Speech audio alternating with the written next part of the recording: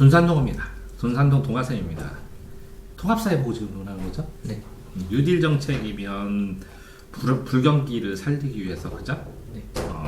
테네시 강유역 뭐 개발했다고 그러는데, 기억하기에는 실업자들이 생겼죠. 왜 그러면 대공황이 발생해가지고 실업자가 생기니까 돈이 없으니까 소비를 못 하잖아요. 그럼 강제로 경기를 부양한다 그래요. 떠받친다 그래요. 그러면 이 강제로 경기를 부양하려면 정부가 적극적으로 재정을 써요. 돈을.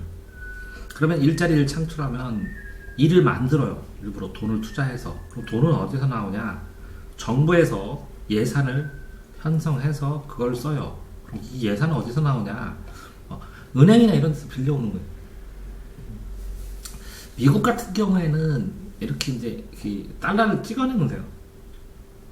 그 다음에 요거를 관리하는 또 위원회가 딱 있는데, 어쨌든 안 되면 우리나라 같은 경우는 어떻게 해요? 차관 들여가지고 했죠. 그러니까 돈은 다 어떻게 구하나요? 이렇게 먼저 땡겨서 쓰고 나중에 경기가 좋아지면 세금을 걷어가지고 충당하면 되니까. 그럼 이건 됐어요? 네. 절대왕정주의 하면 옛날에는 교황권이 훨씬 셌어요. 교황권이 세고 교황이 왕을 임명했어요. 왕도 추인도 하고. 그때 이제 이 십자군 원정을 하면서 이 교황과 여기에는 영주들이 몰락을 했어요. 왕도 있고 여기 영주들도 있을 거 아니에요. 근데 영주들이 대규모로 몰락을 했어요. 교황권도 떨어졌어요. 그래서 이 왕이 이 시민들이 있어요. 시장에 있는 상인들, 돈 많은 상인들은 시민이야. 시장에 있는 국민. 이 시민들이 왕한테 돈을 줬어요. 돈을 줘서 왕이 상비군을 만들었어요. 군대를. 힘이 세지죠. 그리고 몰락도 안 했죠, 왕은. 귀족들이 영주의 힘이 약해지면 왕의 힘은 상대적으로 강해지잖아요. 이 왕권이 점점 강해진 거예요. 그래서 이게 절대적인 왕이다. 그래서 절대 왕정이라고 해요. 왕의 정치, 왕정. 그러면 이제 이 시민들이 돈을 줬죠. 왕이 커졌죠. 그럼 이제 왕이 자기들의 상비군 유지를 하면서, 그러면서 무역을 통해서 시민들은 실제적으로 상인 아니에요? 이 상인들이 지리상의 방전이나 뭐 십자군 원교처럼 세계로 나가죠. 나가면서 이 무역을 하려고 했을 거 아니에요. 그죠? 그럼 큰 배를 만들죠. 근데 이제 왕권이 세지면 왕도 재산이 많을 거 아니에요. 왕도 투자를 할 거 아니에요. 대규모 돈을. 대규모 선단을 가지고 해외로 나갈 거 아니에요. 그랬을 때 상업을 중요시하는 게 중상주의예요. 농업을 중요시하면 중농주의, 공업을 중요시하면 중공주의겠죠. 뭐. 중농주의. 됐어요? 네. 이제 농사를 중요시하는 건 영주들이겠죠. 장원 경제니까 장원 안에서 농사 짓고 거기서 자급자족하면서. 됐나요? 네. 시민이 불복종한다. 그러면 이게 시민이 옛날에 시장 사람이었는데, 이 시민이 점점 시장 사람 말고 일반인도 넣자. 일반인 넣는데 일반인 남자만 넣는데 여자도 넣자. 이렇게 해서 점점 시민의 개념이 확장된 거예요. 커지고. 이해되세요? 네. 그래서 지금 얘기는 시민하고 이 시민하고 좀 다르죠.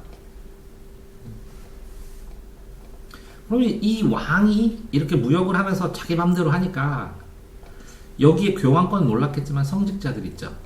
성직자들하고 그 다음에 일부 귀족들도 있을겠죠. 영주들, 귀족들. 그 다음에 시민들. 이렇게 해서 3부의 의회를 구성해갖고 대헌장이나 권리청원, 권리장전 이런 걸 갖다가 왕한테 주는 거죠. 헌법처럼. 이렇게 했으면 세금 좀 거두라고. 근데 왕이 뭐라고 그랬냐면 자기는 신의 아들이라고 했어요. 신의 아들. 왕의 권한은 신으로부터 받았다. 그죠? 이게 뭐라고요? 왕권 신수설. 왕의 권리는 뭐라고요? 신으로부터 받았다. 왕권 신수설. 신에게 상장수역을 받았다. 신수설. 왕의 권리는 신수설. 그때 시민들은 뭐냐면 우리는 천부인권설. 하늘이 부여한 인권이다. 천부인권설 이렇게 써요. 그러니까 우리는 천부의 인권이 있는데 네가 왕이 아니면 정부가 네 맘대로 해. 악에 받쳐서 독재를 해. 정부나 왕이. 그러면 복종하겠어요? 안 복종하겠어요? 하늘로 부여붙은 천부의 인권이 있기 때문에 인권은 뭐라고요? 아무도 못 건드리는데 네가 건드렸잖아. 독재를 하면서. 그러니까 뭐라고요? 불복종하겠다 우리는. 이해되세요? 네. 그런데 이게 사회에서 시민이 이 인권 때문에 불복종을 했는데 우리는 안 해. 그렇죠. 근데 원래 법은 뭐가 있어요? 법이 정해져 있잖아요. 근데 이 법을 교묘하게 악법으로 활용하는 거죠. 근데 이게 비저항주의예요, 거의. 우리는 불복종하는데 처벌을 하게 되면 처벌을 내가 받더라도 감수하더라도 불복종하겠다라는 거예요. 근데 불복종하고 처벌도 감수 안 하고 하면 이게 뭐예요? 혁명이 돼버리죠. 시민 불복종 운동은 뭐라고요? 처벌을 감수하더라도 우리의 의사를 표시하는 데 속한 거예요. 됐나요? 네. 자, 기본권의 제한, 국가의 안전보장, 질서유지, 공공복리 이렇게 돼 있는데 제한을 한대요. 왜 제한을 하냐? 기본권, 얘도 기본권 있고 얘도 기본권 있고 기본권이 있다고 쳐봐. 내 재산권은 기본권이죠. 재산권의 자유. 이 내 재산권이 있으니까 나 내 재산권이야. 내 땅 내 맘대로 할 거야. 그래가지고 거기다가 막 똥통을 만들었어. 그러면 옆에 있는 사람들이 냄새나요 그러죠. 질서 공공중이 약해지죠. 네. 질서 유지 약해지죠. 병들면 국가 안전보장도 안 되죠. 그러니까 니네 마당에 있는 잔디 깎거라 이런 법도 있어요. 서양에는. 지저분하다. 이해됐어요? 네. 그런 것처럼 기본권을 제한을 하게 되면 이 개인뿐만 아니라 전체를 위해서, 국가 전체를 위해서, 국가 전체의 질서, 공공, 전체, 이 기본권을 제한하는 것보다, 이걸 제한하는 것보다 얻을 수 있는 전체 이익이 월등하게 큰 경우에 제한의 조건을 법률로 담아서 이렇게 제한한다고 얘기를 해요. 이해되세요? 네. 자, 대기 오염 물질, 대기 하늘이 오염되는데 비가 결합하면 산성비가 만들어집니다. 어떻게 산성이 되나요? 그러면 이 대기 오염 물질이 산성인 기체가 있어요. 산성인. 요게 플러스 B랑 결합해서 산성비로 내리는 거예요. 이해되세요? 네. 그러니까 공장 같은 데서 여기서 산성인 물질들이 기체로 나가겠죠. 네. 이게 B랑 섞이면 이 B는 물이니까 중성이죠. 그럼 뭐가 되겠어요? 상성이겠죠. 그래서 산성비예요. 그러니까 대기 오염 물질 자체가 산성의 성분이 있어요. 이 물은 중성이고. 됐어요? 네. 자, 생태주의 중심, 인간주의 중심, 중간적 관점. 이게 생태라는 것은 생명체 전체죠, 이렇게 전체. 맞아요? 네. 생태, 인간도 생태계의 일부다 이렇게 부르는 거고, 요 안에 인간도 있고 그러겠죠. 인간 중심은 인간이 있고 여기가 자연이 있으면 인간은 자연을 뭐에 존재해요? 자연을 개발하는 대상이죠. 이거는 이해됐어요? 요거를 그럼 뭐라고? 극복하고 개발하고 이용하는 이 자연이 도구처럼 돼버리죠. 근데 이 인간도 자연의 일부다 이런 거 같죠. 그리고 중간적 관점 이건 좀 생각해보고 또 얘기해 줄게요.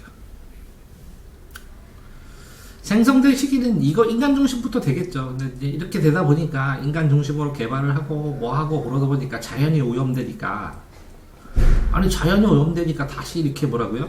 인간이 피해를 잡으니까 이런 관점이 떴겠죠. 근데 그 전에도 있어요. 이게 인디언은 뭐라고요? 비가 오신다. 자연도 인격체예요. 옛날 우리나라 사람들도. 그 자연의 일부다. 우리는 이렇게 있어요. 유명한 거. 우리도 자연의 일부인데 잠깐 빌려주는데 누구 땅, 네 땅, 내 땅이 어딨냐 뭐 이런 것도 있고. 그러니까 이 관점, 이렇게 생태를 중심으로 한다, 인간을 중심으로 한다, 이 관점 차이가 있는데 이제 서양이나 이런 데는 개인 중심, 그러니까 이거 많고, 동양은 상태 중심도 또 많기도 하고 그래요. 됐어요? 네. 전일론적이면 전체가 하나라는 거겠죠? 전체가 하나. 근데 한번 좀 이따 찾아보기도 하고. 자, 민주주의는 뭐예요? 국민주의이네요. 국민주의. 그 개인주의 반대는 뭐겠어요? 사회주의겠죠. 자본주의 반대는 뭐겠어요? 자본이 중심이다. 공동생산, 공동하는 이게 공산주의 아닐까? 공산주의? 공동생산, 공동. 경제적으로 보는 자본. 이제 민주주의는 뭐예요? 국민주의인데, 이 국민 자체는 이게 개인이죠. 민주주의 반대는 공산주의?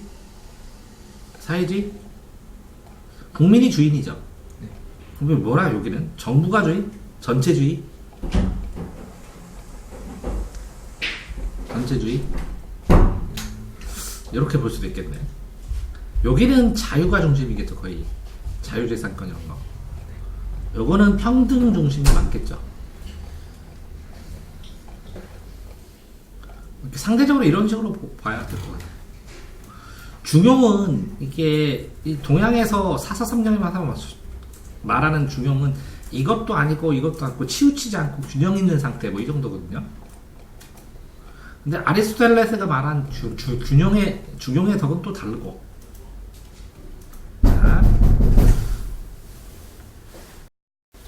자, 찾아봐야 할 게 중용의 덕이죠. 중용의 덕. 중용의 덕 이렇게 아리스토텔레스 이렇게 나오거든요. 블로그인데 초과하고 부족하지 않는, 넘치거나 부족하지 않는 중간, 최고의 덕, 중정, 가운데로 치우치지 않는. 데카르트도 중용의 덕이 있네. 한가운데 선택하는 게 가장 좋다 이렇게. 됐어요? 중용의 덕, 중용하고 또 중용의 덕, 중립, 중용. 그렇죠? 요게 맞는 것 같은데. 중용의 덕이 중용. 이렇게 돼 있네요. 중용이 좋대. 과도함과 부족함보다는. 만용과 비겁, 용기. 이 가운데가 다. 방종과 둔감의 절도. 낭비와 인색의 후덕. 오만과 비굴의 긍지. 아첨과 퉁명의 친절. 사치와 째째한 거예요. 호탕 가운데. 이게 중용, 용기, 절도 보면 좋은 거 같은데 더 낭비한 거 이렇게 과도한 거 넘치지 이거는 많이 하는 거 이건 너무 적은 거지. 이해되세요? 그 다음에 또 뭘 찾아봐야죠? 전일론적 관점. 전일론적 관점.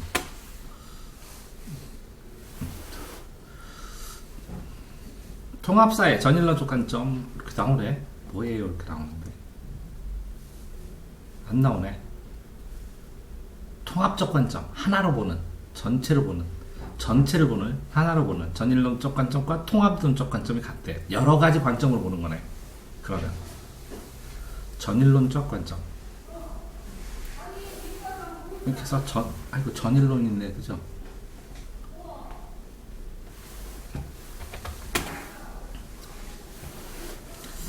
나오네. 전일론적 사전으로 안 나오네. 전일론적 통합론적 관점이래요. 전일론적이 전체를 하나로 보는 건데 여러 각도로 가서 하나로 통합하는 이런 것 같은데. 개체로는 하나하나 따로따르고. 생윤에도 나오네. 레오폴드 전일론적 관점. 이분법적인 인간 중심. 그치? 자연과 인간은 이분이지. 생태는 생태 하나로 보지. 그럼 전일론적이네. 이해되세요? 네. 전일론적. 하나 전체, 하나의 관점으로 전체를 통괄해서 보는, 나누지 않는 이런 거네, 그죠? 되세요? 네. 여기까지 하겠습니다.